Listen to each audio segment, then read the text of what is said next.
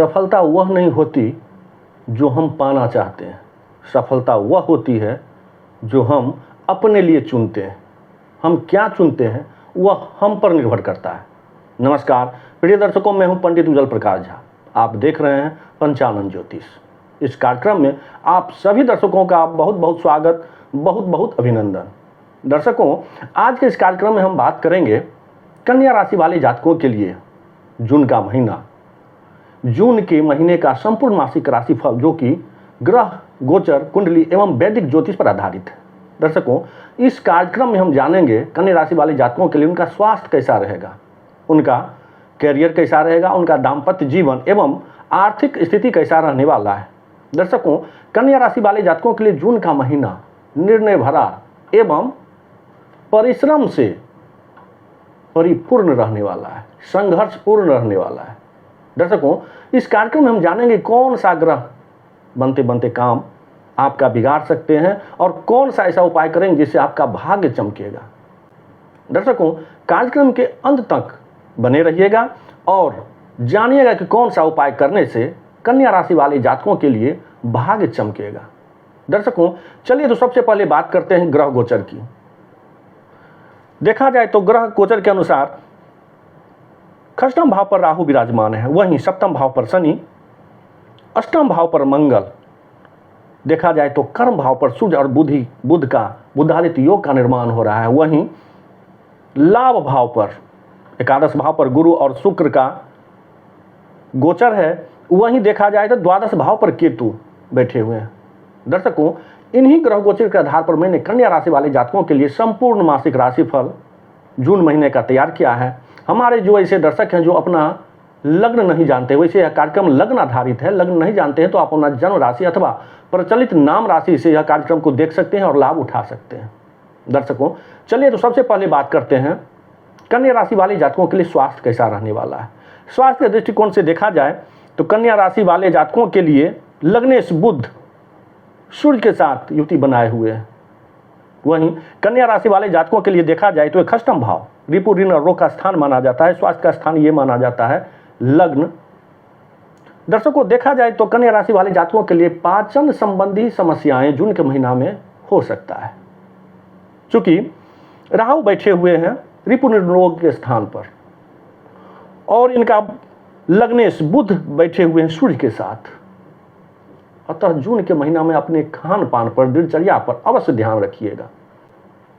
कन्या राशि वाले जातकों के लिए पाचन संबंधी समस्या उत्पन्न हो सकती है जून के महीने में, इसलिए अपनी खान पान पर और दिनचर्या पर अवश्य ध्यान रखिएगा। दर्शकों, हो सकता है कि थोड़ी बहुत आपको गैस बनता हो, एसिडिटी हो जाए अथवा अपच की शिकायत हो, पाचन संबंधी समस्या हो सकती है। हो सकता है कि कुछ ऐसी आपको पुराना बीमारी हो, क्योंकि रिपु ऋण और रोग के स्थान पर राहु बैठे हुए हैं, जिसमें आपको चिकित्सीय सलाह लेना पड़ सके। दर्शकों, अतः अपने स्वास्थ्य पर ध्यान अवश्य रखिएगा। दर्शकों, आप देखते हैं उनका कैरियर। कन्या राशि वाले जातकों के लिए कैरियर की दृष्टि से देखा जाए तो जून का महीना अत्यंत लाभकारी सिद्ध होने वाला है, क्योंकि सूर्य और बुधादित्य योग का निर्माण हो रहा है। दर्शकों, कन्या राशि वाले जातकों के लिए ये कर्म भाव पर बुध बैठे हुए हैं, स्वस्थान पर बैठे हुए हैं, सूर्य के साथ बैठे हुए हैं। यह अत्यंत श्रेष्ठतम साबित होता है यह योग, क्योंकि बुध वाणिज्य व्यापार के कारक होते हैं और सूर्य राजपद प्रतिष्ठा प्रशासनिक विभाग के कारक माने जाते हैं। ये दोनों एक साथ बैठकर कर्म भाव पर कन्या राशि वाले जातकों के लिए यह महीना अत्यंत लाभकारी सिद्ध होने वाला है। कन्या राशि वाले जातकों के लिए यह बुधादित्य योग का निर्माण अत्यंत लाभकारी सिद्ध होने वाला है। भले ही आप नौकरी करते हो, पेशा करते हो या धंधा करते हो, कुछ भी करते हो, यह महीना जून का आपके लिए लाभकारी सिद्ध होगा। कोई भी काम जो बड़ा आप पहले से योजना बना रखे थे, जो अभी तक आपका पूरा नहीं हुआ था, जो अटका हुआ काम था, वह भी पूरा होगा। कोई ऐसा पैसा आप निवेश किए हुए थे जो काम पेंडिंग में था अथवा रुका हुआ था, वह आपको जून का महीना में होने वाला है। कन्या राशि वाले जातकों के लिए देखा जाए तो कैरियर की दृष्टि से अच्छा महीना माना जाएगा। दर्शकों, आप देखते हैं इनका दाम्पत्य जीवन कैसा है। दाम्पत्य जीवन के अनुसार देखा जाए तो शनि बैठे हुए हैं इनके सप्तम भाव पर, क्योंकि शनि जहाँ बैठते हैं, जिस भाव पर बैठते हैं, वहाँ अच्छे फल देते हैं। इसलिए दाम्पत्य जीवन अथवा पारिवारिक जीवन इनका कहा जाए तो इनका अनुकूल दिखाई दे रहा है।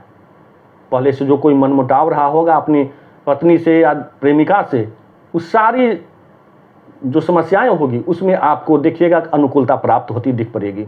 दर्शकों, अपनी वाणी अथवा क्रोध पर थोड़ा सा ध्यान रखिएगा, चूंकि शनि बैठे हुए हैं इसलिए हो सकता है कि आपको थोड़ी बड़ी परेशानी उत्पन्न हो जाए, मनमुटाव हो जाए, अथवा आप आगे वाले की भावना को नहीं समझ पाएं और क्रोध में आकर कुछ आप ऐसा वाणी बोल दें जिससे कि समस्या उत्पन्न हो जाए। इसलिए आप अपनी क्रोध और वाणी पर ध्यान अवश्य रखिएगा।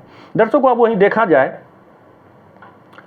तो आर्थिक स्थिति कैसा रहने वाला है कन्या राशि वाले जातकों के लिए। आर्थिक स्थिति के अनुसार देखा जाए, गुरु और शुक्र,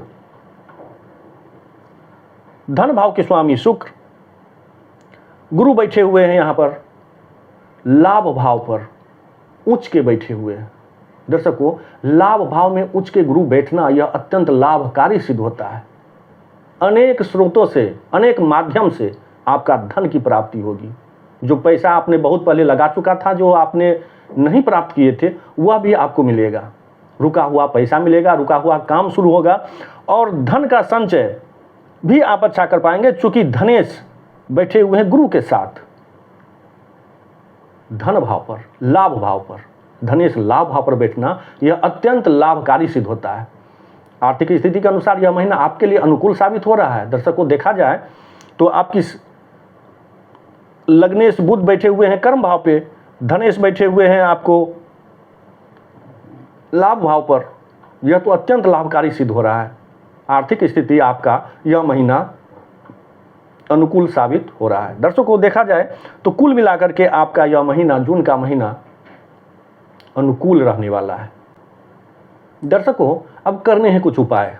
क्या करना है? राहु आपके खष्टम भाव पर बैठे हुए हैं और केतु की दृष्टि आपको व्यय भाव पर हो रहा है। हो सकता है कि आपका आमदनी हो और खर्चा में परिवर्तित हो जाए, यह भी अच्छा नहीं होता है। रिपु ऋण रोग के स्थान पर बैठे हुए, हो सकता है अचानक आपका कोई दुश्मन सक्रिय हो जाए और आपको परेशानी में डाल दे। इसलिए राहु का उपचार अवश्य कीजिएगा। ओम रांग राहवे नमः इस मंत्र का जाप कीजिएगा। सूर्य भगवान को जल दीजिएगा और शिव जी को अभिषेक, जल से अभिषेक अवश्य कीजिएगा।